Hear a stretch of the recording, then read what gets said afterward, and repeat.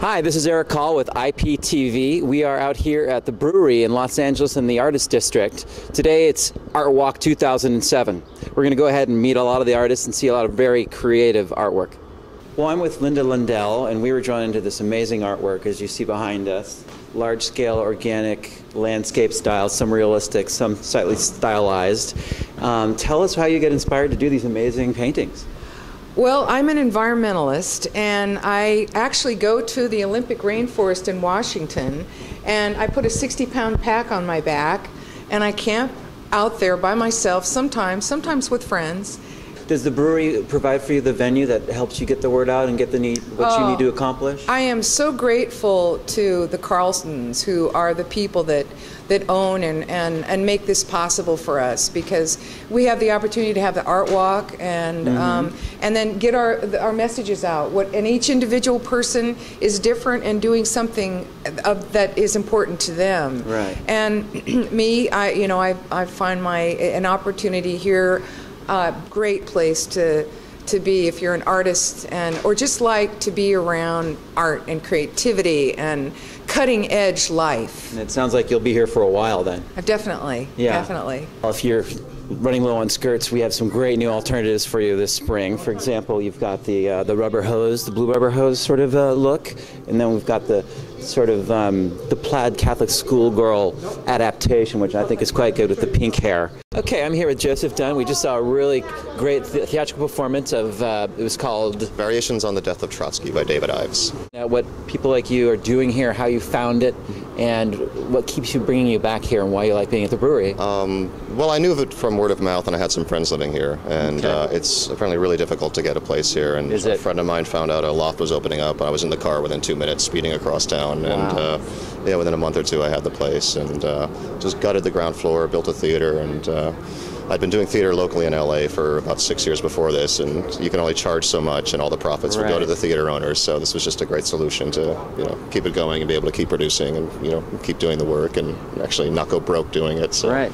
And how often do you put up a show? I'm trying to do at least 4 this year, and did 3 last year, and then hopefully we'll get the third one out in about 2 months. So. And do you find that the community comes to see your show first? That's sort of like a testing ground, and then the public will come out? Generally, I use Artwalk as a premiere, and then just as a good way to get up on the feet, and then we'll do subsequent shows a few weeks afterwards. So yeah, it's a great format, and plus you have a ready-made audience living here with 600, 700 artists floating around the place. So. And do you build the sets, write the scripts, do the acting, and produce the bagels, the whole 9 yards, right? Yeah, I'd love to have a staff, but I'm it so far. So. And I guess you're not paying your actors yet, but we get donations at the end, so they'll get a percentage of the house. Very good. So it'll buy them a beer at the bar afterwards, if nothing else. Okay, so you think you'll be here for a long time? I hope so. I love it here. It's a great community. It's really supportive. If you do need an effect, there's any number of artists you can go pick their brains, and we have our own bar, so it's a great social scene here as well. And I love it here. How many of you artists are having to take a second job? Are you all able to sort of survive on your skills and crafts? I'm not doing this. I have a day job, sadly, but is that true for most of the artists here, you think? I would say a lot of the people here use it as a workspace as well. So, but I couldn't rightly say. Actually, you can kind of cloister yourself here if you don't show up at the bar periodically. You just come home and lock yourself in your loft. No one really knows you're around until the walk. But no, I think most of the people here are working artists, and they are making a decent living at it, or at least getting by, if nothing else. Great. So. When's your next show coming up? The next production? Next production, hopefully in 2 months. I'm writing an original 1-act, which I didn't have time ready in time for our walk, so I pulled the David Ives out of the hat. Okay. So hopefully in 2 months I'll have an original up. Does that have a title yet? No, it has a working title, but it's too embarrassing to work at this moment.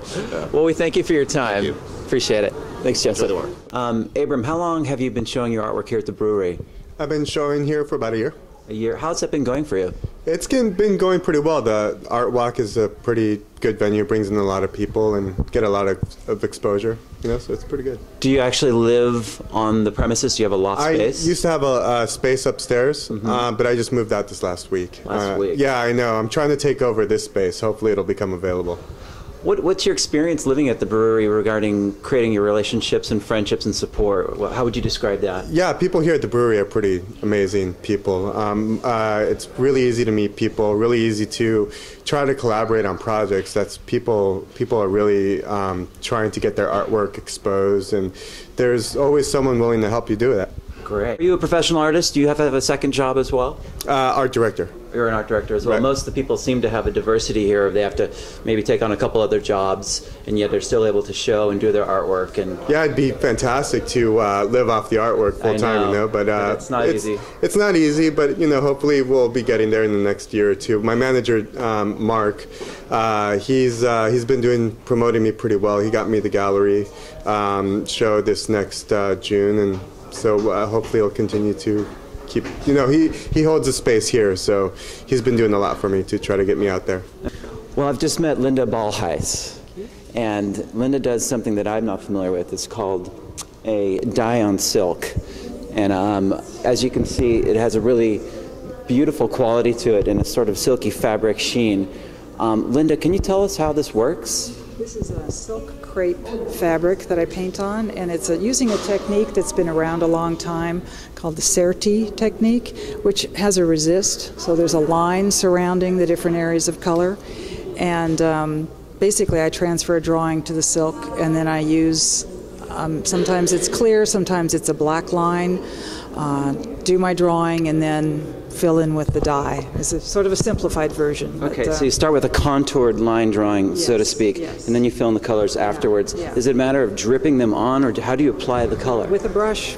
It's all done. It's a water-based fabric dye.